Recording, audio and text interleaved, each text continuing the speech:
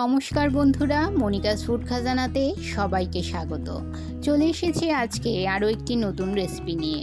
আমার আজকের রেসিপি অর্বরই মাখা। গরমে মুখে রুচি আনতে তৈরি করে নিন দারুণ মজার মুখরোচক টক ঝাল মিষ্টি অর্বরই মাখা। অনেকে এই ফলটা চেনেন, আবার অনেকে চেনেন না। এর ইংরেজি নাম স্টার গোজবেরি। এটি খেতে টক হয়। পুষ্টিগুণে ভরা এই অর্বরই শরীরের জন্য ভীষণ উপকারী। নানান রোগের ঔষধ হিসেবে এই গাছের ফল ও পাতা ব্যবহার হয়ে থাকে। আশা করছি আজকের রেসিপি সবার ভালো লাগবে।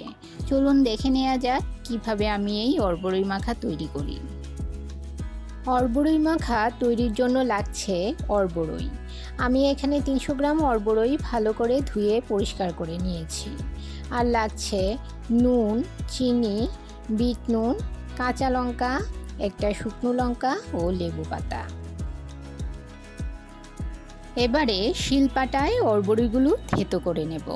আমার চ্যানেলে নতুন বন্ধু হয়ে থাকলে চ্যানেলটি সাবস্ক্রাইব করে পাশে থাকা বেল আইকনটি প্রেস করুন আর নোটিফিকেশন অল করুন পরবর্তী ভিডিওর আপডেট পেতে। আর যারা ফেসবুক থেকে ভিডিওটি দেখছেন তারা ভিডিওটিতে একটা লাইক দিয়ে পেজটি ফলো করুন। অর্বরইগুলো থেতো করে নেওয়া হয়ে গেছে।